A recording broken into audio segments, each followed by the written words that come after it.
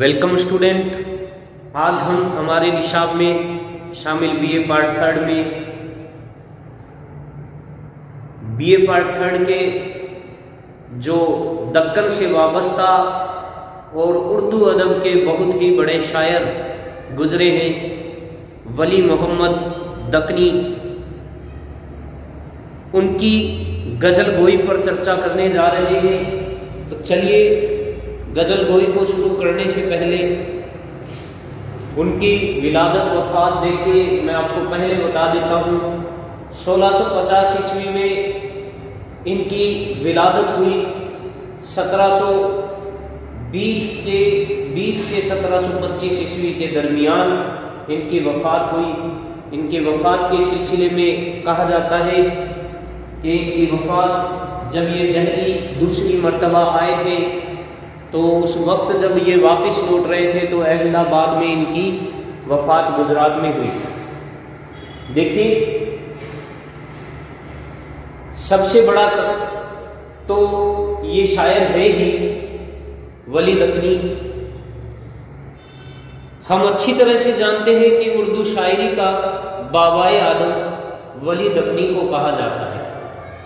اسے اگر ایک حد تک ہم غلط بھی سمجھیں یا اسے ہم غلط مانیں کہ یہ جو بابائے آدم کا جو لقب ہے یہ بالکل درست نہیں ہے، اگر ہم یہ سمجھیں تو چلیے ایک نظر ہم ڈالتے ہیں ولی دکنی پر اور اس دوران کی وہ عوامی زبان جسے ہم نے بعد میں چل کر اردو کہا، جس سے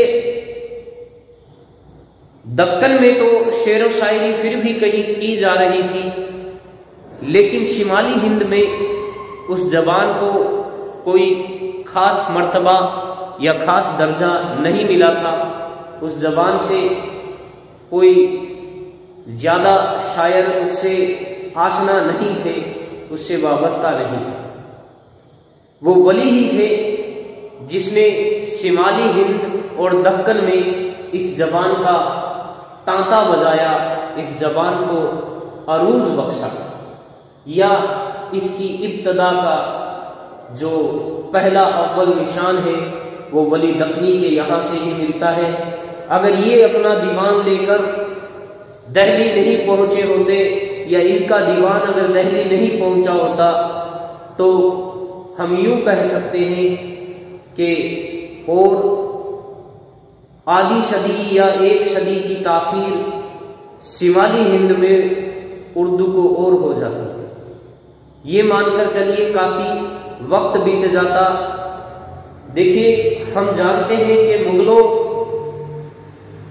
نے ہندوستان کو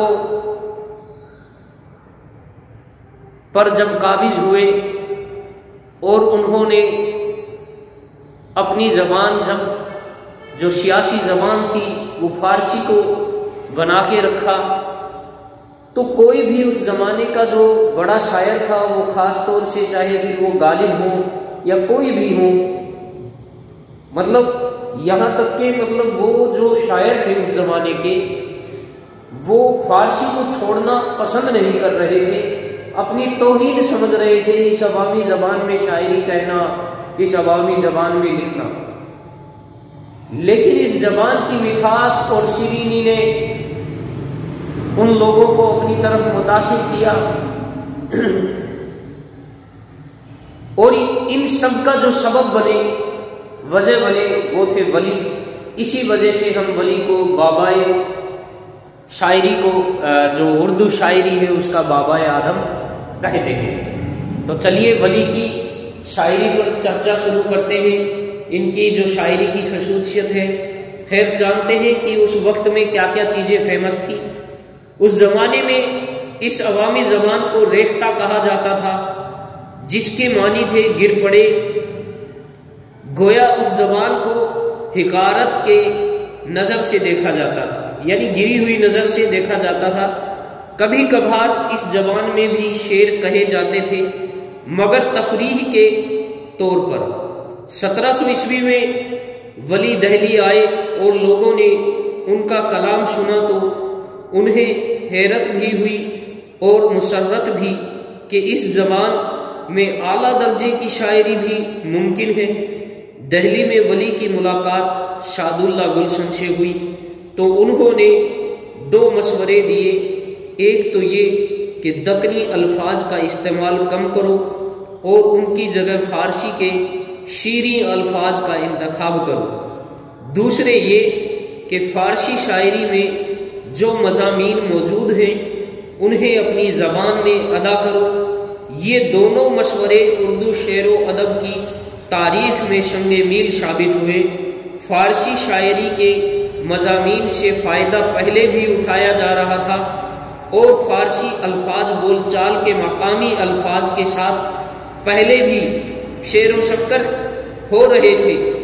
اب شاعری میں اس کا شعوری طور پر آغاز ہوا اور اس کی شروعات کا شہرہ ولی کے شرح محمد حسین آزاد آب حیات میں لکھتے ہیں کہ ولی نے ایک زبان کو دوسری زبان سے ایسا بے معلوم جوڑ لگایا کہ آج تک زمانے نے کئی پلٹے کھائے مگر پیوند میں خبیث نہیں آئی، یعنی پیوند میں جنبش نہیں آئی۔ لکھتے ہیں کہ جو پیوند ہے اس زبان میں بالکل سی بھی کوئی فرق نہیں آیا۔ یوں کہہ لیجئے کہ وہاں جو اس زبان کا جو ملاپ انہوں نے کیا تھا، ایک زبان کو دوسری زبان سے جو جوڑ لگایا تھا وہ ایسا جوڑ لگایا تھا کہ پھر کبھی اس میں کوئی درار نہیں پڑی۔ دہلی سے دکن لوٹ کر ولی نے اپنا کام جاری رکھا۔ انہوں نے شمالی ہند کی عوامی زبان دکنی اور فارسی کی آمیزش سے ایک نئی زبان کو جنم دیا۔ اس وقت دکن اور شمالی ہند ایک ہو چکے تھے اور اس نئی زبان کے لیے زمین پوری طرح تیار تھی۔ چنانچہ ولی کے دلی سے لوٹنے کے 19 برس بعد جب ان کا دیوان یہاں پہنچا تو اسے ہاتھوں ہاتھ لیا گیا۔ ولی کے کلام سے شعرائے دہلی پہلے ہی واقف ہو چکے تھے، لیکن اب یہ دیکھ کر ان کی آنکھیں کھل گئی کہ وہ گری پڑی زبان جسے اہل علم حکارت سے ریختہ کہتے تھے اپنے اندر اتنے امکانات رکھتی ہے اور اس میں اتنی بلند پائے شاعری کی جا سکتی ہے۔ دیکھتے ہی دیکھتے ہر طرف اس زبان میں شاعری کا چرچا ہو گیا۔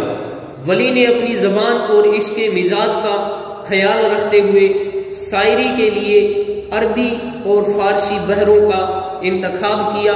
فارسی کی جو ترکیبیں یہاں کھپ سکتی تھی ان کا استعمال کیا اور نئی ترکیبیں وضع کی۔ فارسی کے اثر سے ایک فائدہ اور ہوا، اردو شاعری میں اب تک جو سطحیں تھی وہ دور ہو گئی۔ اب دیکھیے ولی نے متعدد شعری اصناف میں طب آزمائی کی، لیکن غزل کو خاص طور پر اپنی توجہ کا مرکز بنایا اور اس کے دامن کو وسیع کیا۔ ولی کی زبان سادہ اور سہل ہے، لیکن اس سادگی میں بھی حسن ہے۔ تو چلیے اب ہم شروع کرتے ہیں ولی کی غزل گوئی پر شروعات کرتے ہیں کہ ولی کس طرح کی غزل گوئی ہے، ولی کی جو کلام ہے اس کی کیا کیا خصوصیت ہے، کیا ان کی خاصیت ہے۔ تو چلیے ان کے جو کلام کی، ان کی جو شاعری ہے اس کی پہلی خاصیت ہے جمالیات۔ تو دیکھیے ان کی کلام میں جمالیات کا اہم رول ہے۔ ان کے کلام کی پہلی خوبی ہے جمالیات۔ چلیے جانتے ہیں جمالیات کیا ہے۔ ولی بنیادی طور پر حسن و عشق کے شاعر ہیں۔ وہ زندگی بھر محبت کے دلکش نغمے چھیڑتے رہے اور محبوب کی دل فریب اداؤں کو مختلف انداز سے بیان کرتے رہے۔ معاملات حسن و عشق میں بھی جو موضوع انہیں سب سے زیادہ عزیز ہیں وہ ہے محبوب کا سراپا۔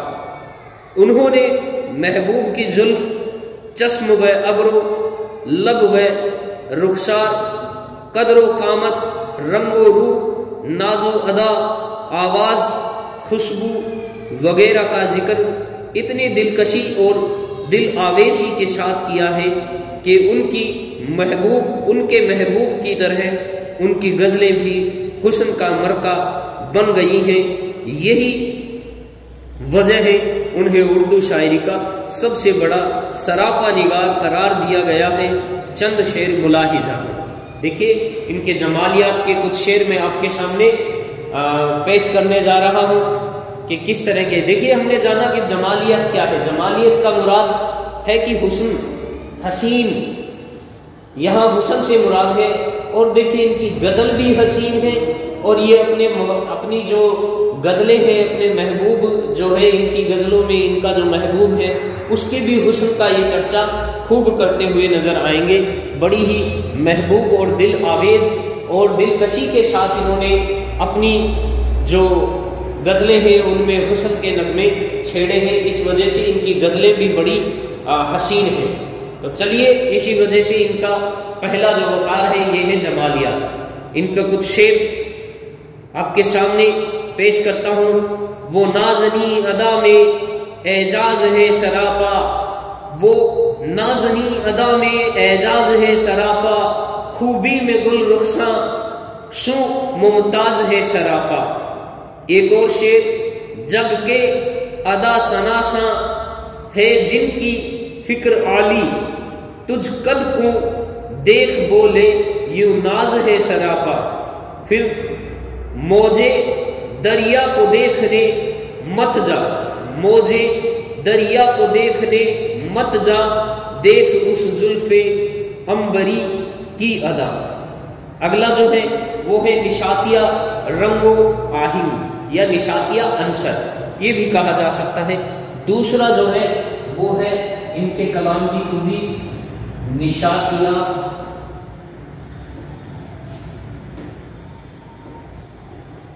رنگ و آہنگ۔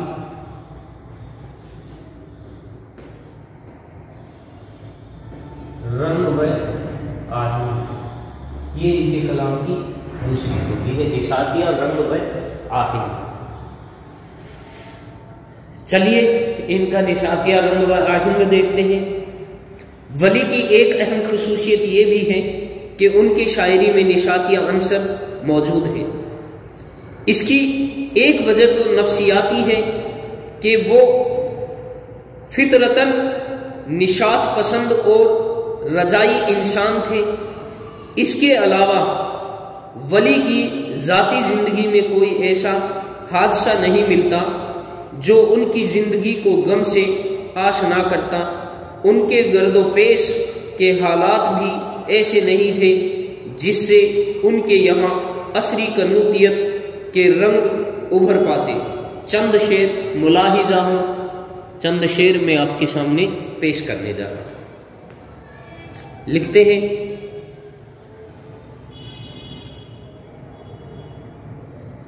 تو سر سوں یعنی سر سے، یہاں جو زبان ہے وہ دکنی استعمال کی گئی ہے، عوامی زبان ہے اس دوران کی۔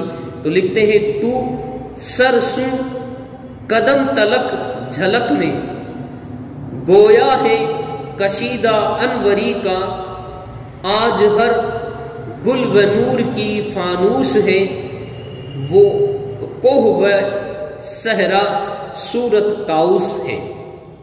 یہ تھی ان کی نشاطیہ عنصر، بالکل خوش مزاجی سے یہ اپنے شعر کہا کرتے تھے۔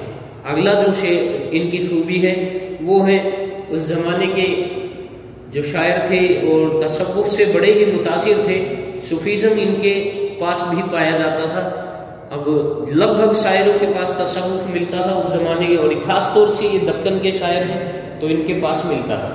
تو دیکھیں ان کے پاس اگلی جو خوبی ہے ان کے کلام کی، ان کی شاعری کی، وہ ہے تصوف کے مسائل۔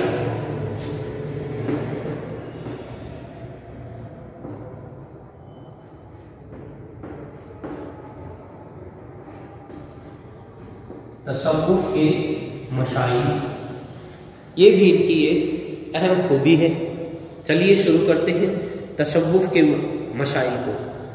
ولی کو تصوف سے گہری دلچسپی تھی۔ اس کے اثرات ان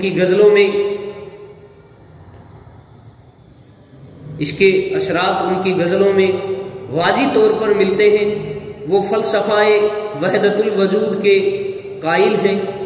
دیگر صوفیاء کی طرح ان کا بھی عقیدہ یہ ہے کہ کائنات میں اللہ تعالیٰ کی ذات ہی اصل ہے، باقی جو کچھ بھی ہے وہ اسی کی پرچھائیاں ہیں۔ ان کی غزلوں میں جو عشق کی عالی اقدار اور پاکیزگی ملتی ہے وہ اسی تصوف کی دین ہے۔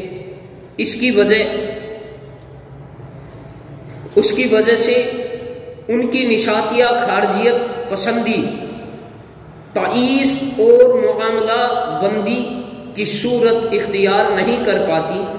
ان کے یہاں عشق حقیقی اور عشق مزاجی کی حدیں اس حد تک ملی ہوئی ہیں کہ ان میں کسی طرح کا امتیاز کرنا مشکل نظر آتا ہے، بلکہ کبھی کبھی تو وہ عشق مزاجی کو عشق حقیقی کا پردہ قرار دیتے ہیں۔ لکھتے ہیں، ان کا شعر پیش کرتا ہوں، دیکھیے ان کا کچھ شعر ملاحظہ ہوں۔ لکھتے ہیں، حسن تھا پردائے تجرید میں شبشوں آزاد، طالب عشق ہوا پردائے انسان میں آیا ہے ہر طرف عالم میں حسن بے حجاب اس کا، بغیر از دیدائے حیران نہیں جگ میں نقاب اس کا، دل کو غر مرتبہ ہے درپن کا، مفت ہے دیکھنا سری جن کا۔ اگلی جو ان کی خوبی ہے وہ ہے ان کی داخلیت یا رونائی بیان۔ تو اگلا جو ان کے کلام کی جو خوبی ہے وہ ہے ان کی رونائی بیان۔ ان کا جو رونائی بیان ہے وہ بھی ان کی شاعری کی ایک اہم خوبی ہے، جسے ہم داخلیت سے مراد لیتے ہیں۔ داخلیت، یہ ان کی داخلیت ہے، رونائی بیان ہے۔ چلیے ان کی رونائی بیان کیسی ہے اس پر چرچا کر لیتے ہیں۔ دیکھیے ولی کا جو کلام ہے اس کی اصل خوبی رونائی بیان ہے۔ ولی نے اردو غزل میں خارجیت کے ساتھ داخلیت بھی شامل کی۔ انہوں نے زندگی کے گہرے اور رنگا رنگ تجربے ہماری نگاہوں کے سامنے پیش کیے ہیں۔ غرض ولی نے اپنے اپنے دل پر گزرنے والی کیفیت کو دلکش اور پرکشش انداز میں بیان کیا۔ یعنی یہاں ان کی داخلیت سے مراد یہ ہے کہ ان کے دل پر جو گزری، یعنی دل کی بیتی، خود کی بیتی اگر بیان کی جائے تو اسے ہم داخلیت کہتے ہیں۔ یہاں ان کی دل کی سچی کہانی ہے اور دل پر بیتے ہوئے، دل پر اثر کیے حالات کا یہ بیان کرتے ہیں۔ لکھتے ہیں اپنے ان کے کچھ شعر ملاحظہ ہوں۔ لکھتے ہیں، ہر ایک سو مل متوازی ہو سروری یہ ہے، سنبھال کشتی دل کو کلندری یہ ہے، مفلسی سب بہار کھوتی ہے، مرد کا اعتبار کھوتی ہے۔ ولی کے موضوعات شاعری میں بہت دلکشی اور دل آویزی محسوس ہوتی ہے، کیونکہ ان کے یہاں فکر کے ساتھ ساتھ فن کا بہت نکھرا ہوا شعور ملتا ہے۔ انہوں نے اپنے کلام کو دلکش بنانے کے لیے مختلف فنی تدبیروں سے کام لیا ہے۔ اگلی جو خوبی ہے ان کے کلام کی وہ ہے مشوری۔ یہاں مشوری سے مراد ہے پیپر تراشی، یا پھر ہم یوں کہہ سکتے ہیں مشوری کا مراد ہے تصویر کشی کا فن۔ یعنی مشور کیا ہوتا ہے؟ تصویر کھینچنے والا، مشوری یعنی تصویر کھینچنے کا فن۔ تو ان کی پانچویں خوبی ہے مشوری۔ تو چلیے ان کی مشوری یعنی پیکر تراشی بھی کرتے ہیں۔ مشوری کس رنگ کی ہے ان کی مصوری میں کیسا رنگ گھلا ملا ہے۔ لکھتے ہیں ولی کو حسین اور رنگین تصویریں بنانے میں بڑی مہارت حاصل ہے۔ ان کا دیوان بے شمار رنگین تصویروں کا البم ہے اور ان میں زیادہ تر جیتی جاگتی تصویریں ہیں۔ چند شعر ملاحظہ ہو۔ لکھتے ہیں شعر میں ادا و ناز سوں آتا ہے وہ روشن زبی گھر سو، ادا و ناز سوں آتا ہے وہ روشن زبی گھر سو، کہ جیوں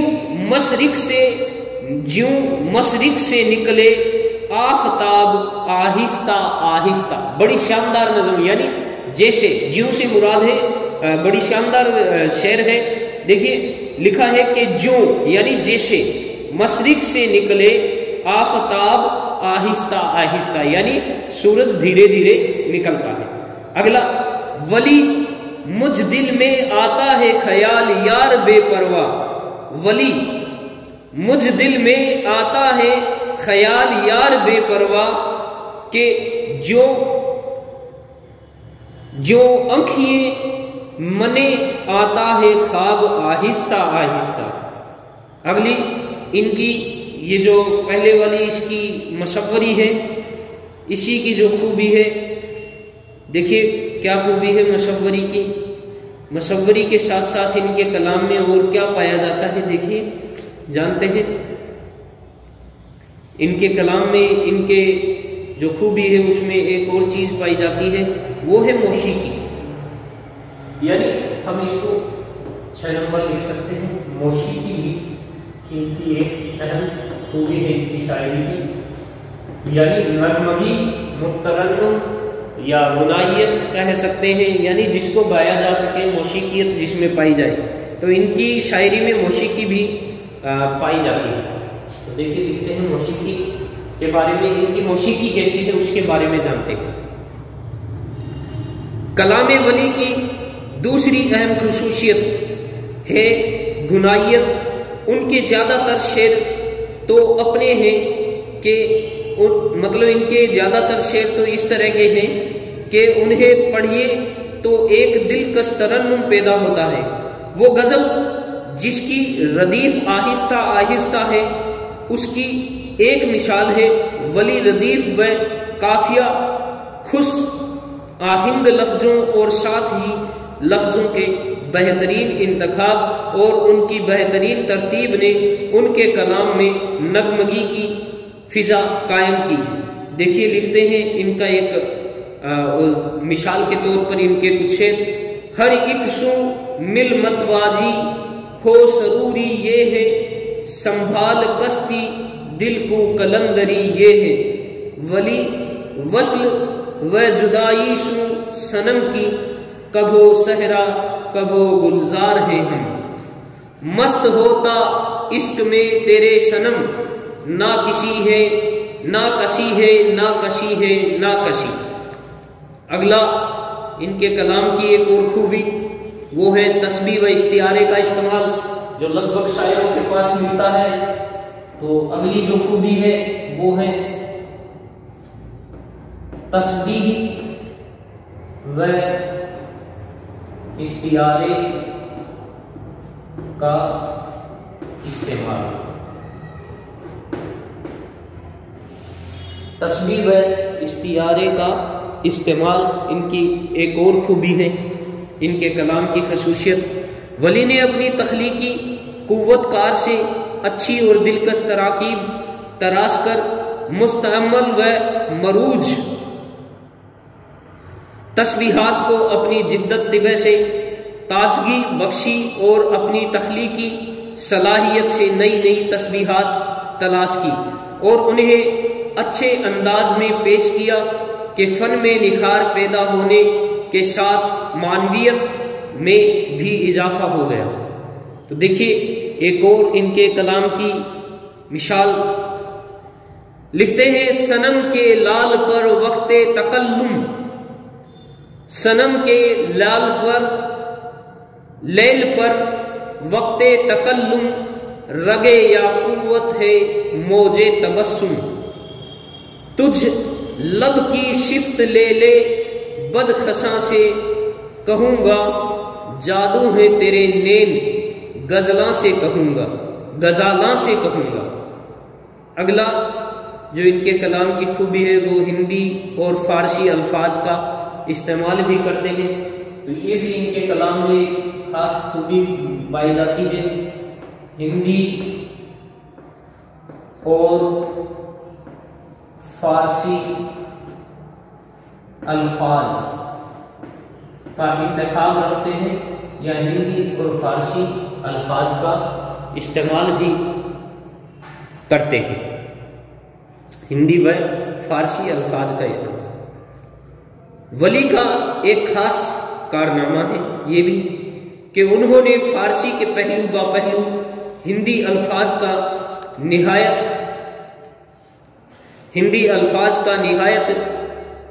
ہنرمندی سے استعمال کیا ہے۔ کلام ولی میں ہندی الفاظ کا استعمال کوچا یار این کاشی ہے جوگی دل وہاں کا باشی ہے۔ ولی کے کلام میں ایسے الفاظ بھی ملتے ہیں جن کا استعمال برسوں پہلے ترک کر دیا گیا اور جنہیں آج متروک کہا جاتا ہے۔